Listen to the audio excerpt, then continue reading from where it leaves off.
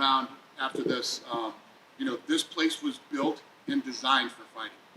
Literally every room was thought out. Every square inch of this place was built and designed for fighting. It's funny because, you know, you say that, but then I've also seen the interviews you say, well, man, we'll do comedy here, we'll do music here, we'll do shows here. Why was that the thought process? Because, I mean, this is a fight company, right? Well, what happened was, as we started to move forward with this thing, his phone started blowing up, and people going, what is this place? What can you do? What can we do? You know, if you had, I don't know if you want to use any names or people that were calling you, but the crew that worked on this building, you know, some of the lighting directors from LA work on other shows. So there's other shows like BattleBots that said, wait, this is kind of a perfect facility for us. Then we had some guys from AEG come and tour the building a couple weeks ago. They said, well, if you just do an end stage over there by that big X, you could put in comedy acts, you could do musical acts. And it just started getting so initially that was not the intention to make it a multi-purpose facility. It's all about fights, as Dana said. It just happened to be kind of stumbled upon an opportunity in Vegas that's pretty unique, especially once the control room comes online. Yeah. It's really not a facility like this around here. So I'm curious. Even in LA, there's only like 2 or something. And like they're connected to networks, and they use them all the time. So like even for they're LA, slam busy in LA. So now these ATP tennis is hitting us up saying, you know what, maybe we'll come out to Vegas and use your facility. So when you do things like that, I mean, would this be a facility that the public would enter, or would it just be closed production? no, we definitely can Both. open this up to Like ticket sellers and or ticket buyers? I mean, tonight won't be, but Right. we absolutely can convert it to a public arena. Plus, this place works for a lot of the stuff that we're talking about doing on Fight Pass. You know, Fight Pass was top of mind in building this place. Well, I'm curious because it makes sense. Like, I mean, all the organizations around Fight Pass could come here and hold an event, super easy, right? Turnkey operation. Yep. Would you just leave it up to third-party organizations, or do you see We've talked you about launching that like too. No, we've talked about kind of your own type, smaller type brands or whatever? Oh no, third parties coming here Yeah, instead yeah. of doing it in their venues. Yeah. Okay, not like the UFC wouldn't launch some kind of new minor league or third party or something like that. No. Yeah. Talking about going. We'll hold boxing events here. Think about this, right? And this is just say I have a fighter. You got a bunch of fighters that are up and coming guys from Russia. We can put on a fight here, prime time in Russia, then turn this thing around again and do a boxing match 3 hours later. We can do anything here. Anything. So when you say, because that's the quote that everybody's holding over your head, right? Is I'm going to show you guys the future of fighting. Why is this? I mean, it's obviously a beautiful facility with tech and amazing. There's never been a place that was built and designed for fighting. I mean, we can go to the nicest arenas in the world, the O2 in London. You can go to MSG, which they just redid the whole place. You can go right down the street here to T-Mobile. None of them were designed for fighting. This place is built and designed for fighting. These young guys that come in tonight and throughout the rest of the Contender series, they'll never fight in a nicer venue, one that's actually laid out for fighting and thought of and designed for fighting. And you'll see the warm-up rooms, the bathrooms, the showers, the extra warm-up space if we have bigger fights. Cut men. I mean, there's a cut men room with, usually we're in a room that they give us, and the cut man brings whatever's in his bag. This place will be stocked with everything that they need. And the list goes on and on. Sir, at the old facility, they used to walk out in silence, just like an Ultimate Fighter. Since this is a fight venue, will we get music? No, No silence. music? It'll be exactly the same. I love the style of the show right now, the way that it is. And like Greg said, you don't hear the commentators, none of that stuff. It's perfect the way that it is right now. Are you ever going to open up the Contenders to be available to be viewed by the public? And if not that, are you going to have other UFC events? Well, it where is. the People public can come to these fights. People can come to these fights, and this place can hold 1,500 people. So we could make it bigger. And right now, family and friends are coming to the fights. But yeah, people can come to the fights. So people can buy tickets and come to No, Contenders? yeah, we're not even selling tickets When did that start? The public today. 5 o'clock. So people. Hopefully, a bunch of people don't show up because we have to think set up for 1,500. But yeah, I've never said that the public couldn't come see it. And I think, the last season of the Contender series, the thing was so popular and successful that people used to show up all the time to come, and I used to say, let them in. Let them in. What's your feeling right now ahead of this? Because I mean, obviously, this is the debut, right? There's bound to be hiccups, problems, issues. I mean, Yeah. you can't work out everything, right? When you open a big facility like We had a this. fight fallout yesterday, but other than that, there's not going to be any hiccups on this shit. It's going to go perfect. You know, there's always a couple of production issues that I noticed, but you wouldn't. That I'm sure that's going to happen, but I don't know. This show's raw, man. This show is raw and easy. These guys are going to when we walk you through and show you how this is laid out. If you're a young fighter and you make it to the Contender Series, the fucking experience that you're going to get here is going to be insane. How does this change the way you're going to film the Contenders? The way the setup is? Just in terms of actual fight action. Well, not fight action, but like the lead up. Are you going to have more behind the scenes, backstage kind of things? It seems like. No, I think when we got into the first season of the Contender, Dana was pretty clear with his vision, and you know we have to, and we constantly remind our crew that these guys are not in the UFC yet. So we actually have to pull back, kind of what our producers and directors want to do, because especially in a building like this, we could send this thing look like a spaceship if we really wanted to do it. But they're not there yet, so that's why they don't get music and walk out. So it's a bit of a raw, as Dana mentioned, raw experience. So you're going to see 10% of what the capability of the building is. But if we ever do a fight night in here, we'll let it loose. Will there be the a show's so raw, it's tough to fuck it up. You know what I mean? It's when you start doing stuff like you were saying, you got the music with the lights that go with and all the stuff, or we have Sinead O'Connor live dropping down off the you know what I mean, all that shit. That's when it takes a lot of work and time and effort and planning and practicing. This show is tough to fuck up. So when will the first UFC fight night be here? That I don't know. That's a good question. We're looking more at, so we hired a guy from ESPN who's coming in and running the network now. So we're relaunching UFC Fight Pass in the fall. And I think that you guys, the fans, everybody's going to be blown away by what's going to happen on Fight Pass. Can you give us a little tidbit? It's just a lot of original programming, ton of fighting, lots of different styles of fighting. I'm going to start bidding on some of these big boxing matches.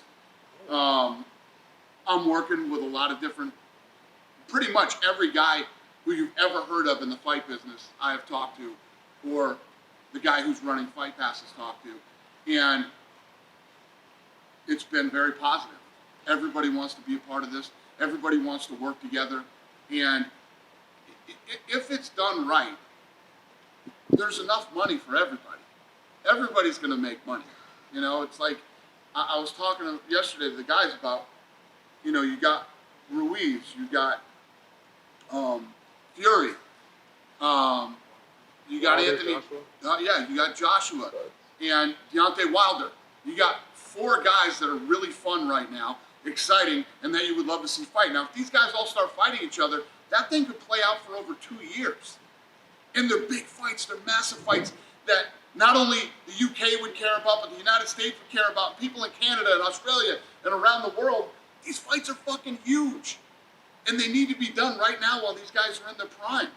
And I don't know. We'll see if I can pull this shit together and make these kind of things happen. But that's my goal. How's your reception been into the boxing world? Amazing. Yeah, it's been amazing. They've had these guys open have been arms? way more receptive than I thought they would be,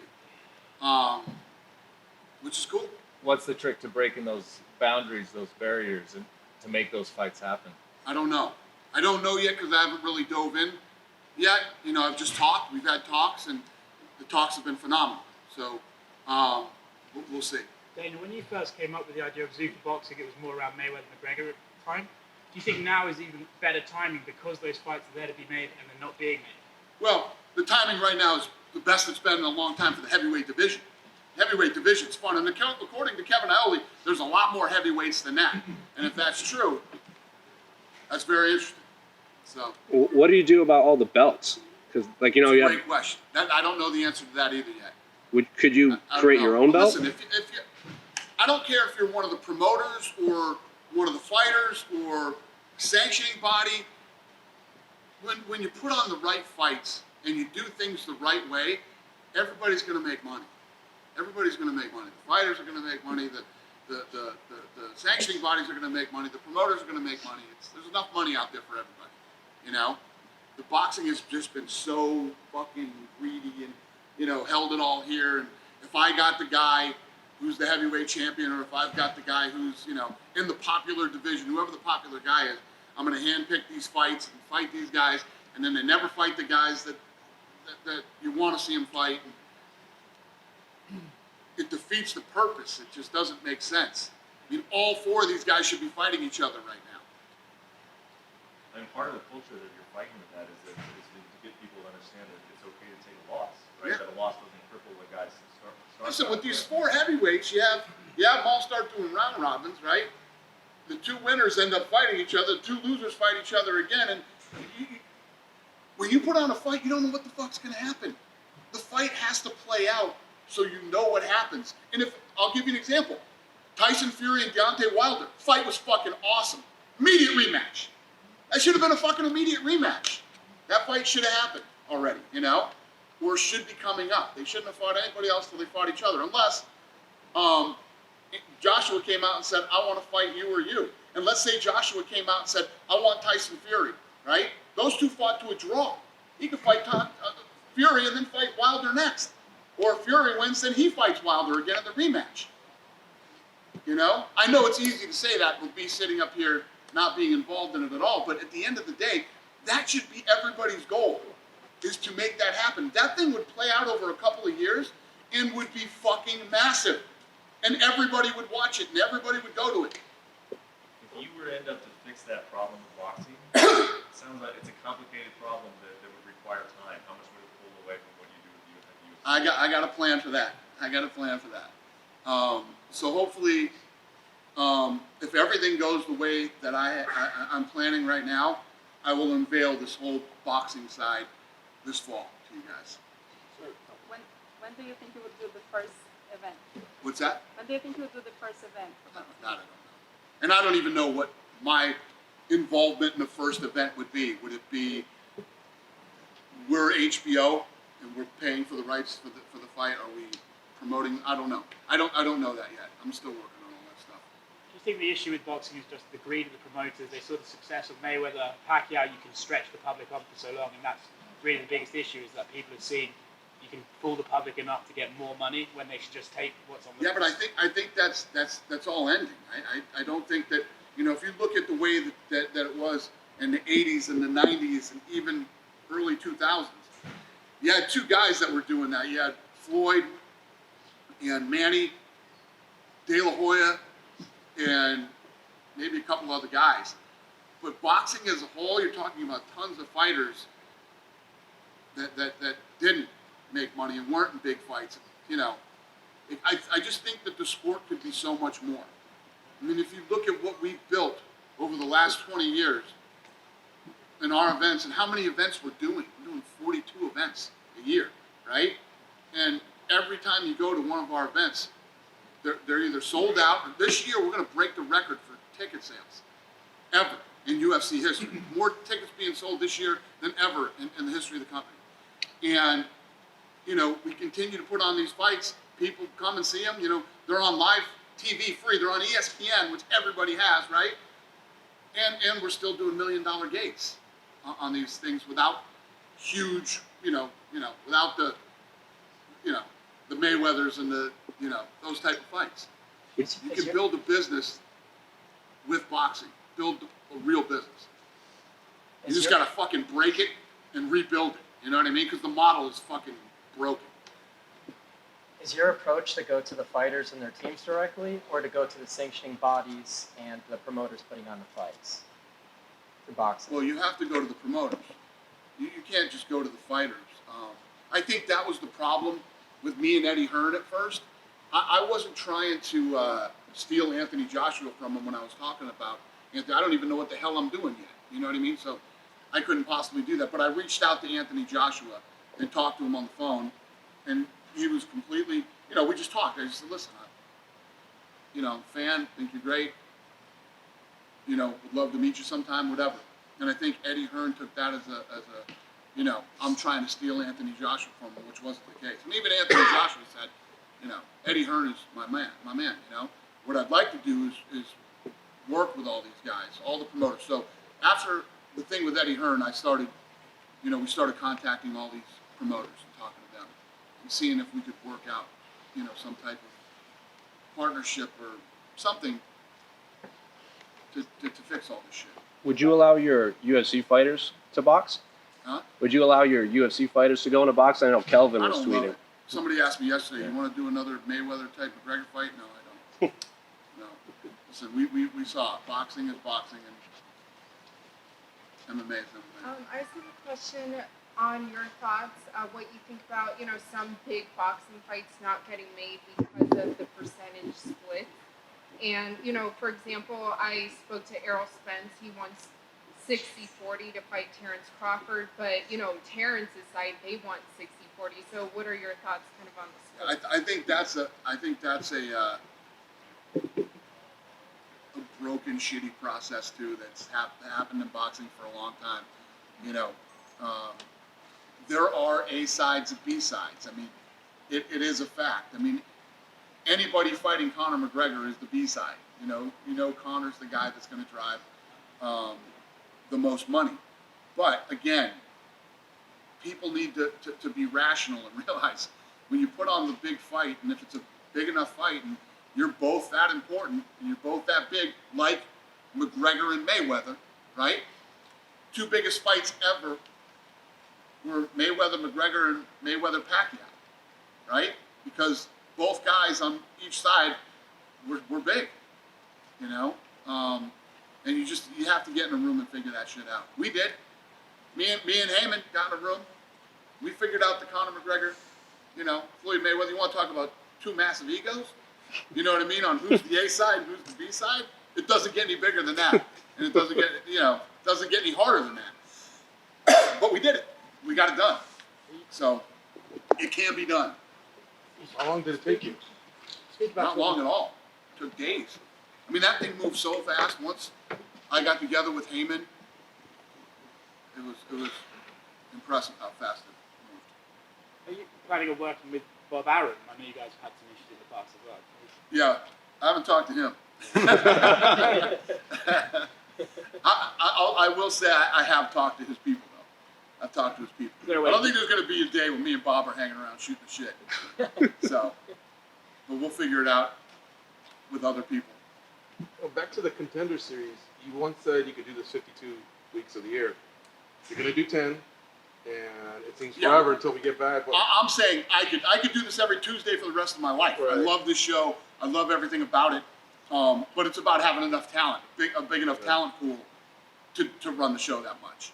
You know, if so you 10's wait, the sweet spot. you do a 10 couple weeks, of seasons. Yeah, this is part. You know, you do a couple seasons, and then you wait till the next year, and you start again. You let enough talent build up. You know, some of these kids get 3 fights a year, 4 fights a year in these smaller organizations. So, yeah. Have you decided if you're going to do a second season this year? I know on the initial rollout it was kind of out in the air. Yeah, well, the matchmakers, you know, turn into big babies, and there's not enough. So I just got to push them a little harder, and I think we will get 2 seasons this year. Yeah. You mentioned the production studios in LA and how this is going to be a lot easier from your super center, if you will. So, just a question: let's say you're putting on fights from Dagestan or other markets, is that you guys going to be able to have your own commentary teams to kind of help repackage that production for your Fight Pass audience? Sir? We certainly have the opportunity to do it. So we could keep, I mean, you'll see in the control room, there's space where we're going to have Spanish language, Portuguese language, commentary here. We could also have English language here. So we could localize all the content out of here and then send it to the appropriate territory, or we could send talent to the events. The answer is, with this building, there isn't anything we can't do in this building. We can do anything. You mentioned when you were talking about the room where you're watching the fights that you would have the ability to go live. Are you referring to kind of just like those cage side talks you have with Joe, or could we see more Dana White on live thing? Yeah, so, you know, no matter who our partner is, whether it was Fox or it's ESPN, as soon as the show's over, they want me to go there first and go, so I can do it right here if I'm not at the event. Now, before this, anything I wanted to do on ESPN, I had to go to Cover Edge here in town to do it. Everything can be done here, and we can go live. We can do the the pre-fight show from here. We can do the post-fight show from here. I can just go live from here. We can do anything. How much extra time does that give you then? Because obviously a lot of your time is traveling from place to place. Yeah, I thought the room next door was great, but this is the next level. So, yeah, it's very good for me, man. Listen, I went like 12 or 13 years without missing one fight. I'm too fucking old and too tired to fly all over the place, man. I can't do it. So, and now we're doing 42 events. It's just, I'm not John Morgan. I can't do it. Sir, it looks like the Snoopcast won't be coming back to Contender Series. Is that safe to say? I wouldn't say we wouldn't, but it's not this season. Would you ever consider doing something similar with a different celebrity? Yeah. I just think that we were trying this thing out. So Snoop and I have been friends for a long time, okay? And Snoop always wanted to get involved and do something. So I was always like, we were at a party one night in LA at Ari's house, and he was, he's like, come on, DW, or whatever he calls me. I don't even know what D-Wizzle or whatever the fuck he calls me. And he's like, let's do this. I want to do this and everything else. So at the time, I was coming up with the concept for the Contender series. So I told Craig, I said, I want to do something with Snoop in this show. So we ended up coming up with the whole, him upstairs and doing it. Because Snoop always wanted to be involved and wanted to call fights and wanted to do something. So we did it. Did you ever see the videos? Snoop isn't cheap. Yeah, I figured. Snoop's expensive. Yeah. Did you ever see the videos he did before he worked with UFC where he would just commentate fights that he was watching from home and kind of went viral? Well, one of the things that helped us come up with the concept of that was when he would do the stuff with Jimmy Kimmel. Like they would show him animals and he would talk about the animals and things like that. I don't. Planet Snoop or something Yeah, like something that? like that. Like, if you haven't seen the Planet Snoop stuff or whatever it's called from Jimmy Kimmel, it's hilarious. So it's really good. So that was kind of where we came up with the concept for him to do that up there. Hey Dana, I saw all the jerseys lining the hallway, but that was one part about the Top Gym that was so cool, right? I mean, all the history. Did you try to implement some of that here? Like, is there things we should keep an eye out for, like history that you put in this building? Well, yeah, I mean, those are over there, and then the international ones are inside here, and that is a building where we did the first ever Tough, and if you look at all the world champions and stars that were built on that show, and then the first 2 seasons of the Contender were over there. Now this is going to be the new place. Over the next 10 years, who's going to be built here?